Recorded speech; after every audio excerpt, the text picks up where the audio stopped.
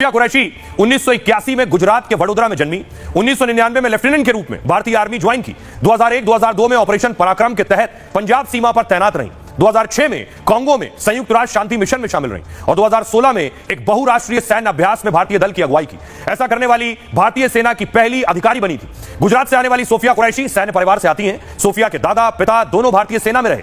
पति mechanised infantry में army अफसर हैं। सोफिया कुरैशी के पिता ताज मोहम्मद को बेटी पर गर्व है। ताज मोहम्मद ने कहा कि वो 1971 की जंग लड़ चुके हैं, यानी सोफिया के पिता 1971 की जंग लड़े, बांग्लादेश के मुक्ति संग्राम के समय सेना में थे और अभी भी देश के लिए लड़ने की चाहत रखते हैं। मौका मिले तो जाकर पाकिस्तान को खत्म कर दूं, यह भी उनका कहना है। तो सोफिया की परिवार के बारे में जब दुनिया ने जान लिया, सोफिया को सुन लिया, इस बीच एक और मंत्री, मध्य प्रदेश के मंत्री जिन्होंने सोफिया कुरैशी पर अभद्र टिप्पणी की, जिसके बाद उन पर एक्शन भी हुआ, कोर्ट से सुप्रीम कोर्ट तक उनके खिलाफ जांच भी हो रही है। अगली तस्वीर मैं आपको दिखाऊं। प्रधानमंत्री ने कल मुख्यमंत्रियों के साथ बैठक की और प्रधानमंत्री ने इस बैठक में मुख्यमंत्रियों की क्लास भी ली और साफ कहा है कि सोच समझ कर बोलना है।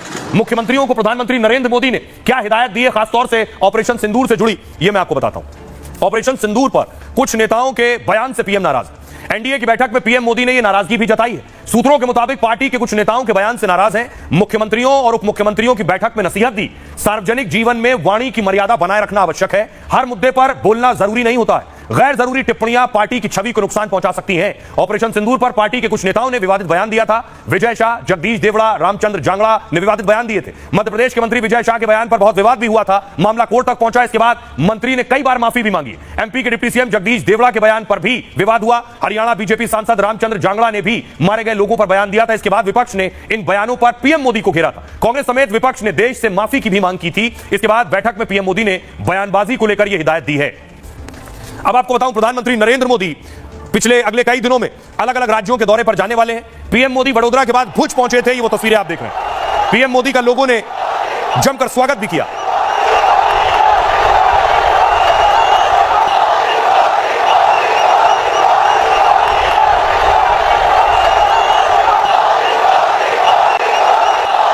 मोदी जी ने पाकिस्तान को जो घर में घुस के मारा है वो दिखाया है। तो देश के निहत्तर शीलन पर उनको जो प्रहार किया है, हमारे महिलाओं का संदूर मिटाया है, तो उसका नतीजा हमारे मोदी जी ने पाकिस्तान को दिखा दिया है। पाकिस्तान को जो सिखाना चाहिए था वो सही तरीके से सिखाया और दुनिया में डंका बजाया देश का और खासकर आर्मी का और एयरफोर्स का, नेवी का। इतना सब खुशी हुआ कि बहुत खुशी हुआ। ऑपरेशन सिंदूर का ऑपरेशन किया यहाँ पे आके, इतना सब खुशी हुआ जैसे हम बोल भी नहीं सकते, नहीं बोलते, उसमें आप समझ जाओ कि हमको कितना खुशी हुआ। जैसे राम आता है और खुशियाँ होती है ना, इतनी खुशी आज मिली है। सिर्फ मुस्लिम समाज खुश नहीं है, पूरा हिंदुस्तान खुश है।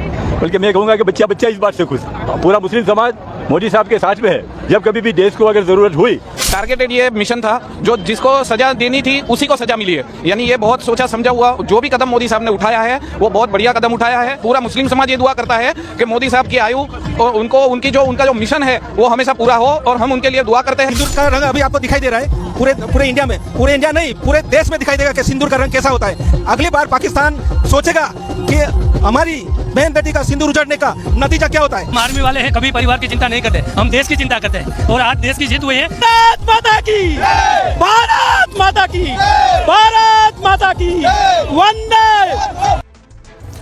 और आइए अब खबरों में आगे बढ़ते हैं। आज की एक और बड़ी खबर, एक सियासी भूचाल आया है, वो पारिवारिक भूचाल भी हो गया है और लालू परिवार में दो फाड़ हो गया है। उससे पहले एक तस्वीर आपको दिखाता हूं सीएम साहब की। सीएम साहब को एक आईएएस आकर तोहफा दे रहे थे, देख रहे हैं आप, छोटा सा पौधा दिया उन्होंने और उसके बाद सीएम साहब ने वो लेकर आईएएस के सर पर रख दिया है। नीतीश कुमार की तस्वीर आप देख रहे हैं, ये देखिए, उनको जैसे ही भेंट दिया गया और आईएएस अधिकारी की खोपड़ी पर रख दिया उन्होंने। उसके बाद अब विरोधी सवाल उठा रहे हैं सीएम के स्थिति पर कि सीएम आखिर क्या ठीक है पूरी तरह से, जो इस तरह की हरकत कर रहे हैं आईएएस के साथ।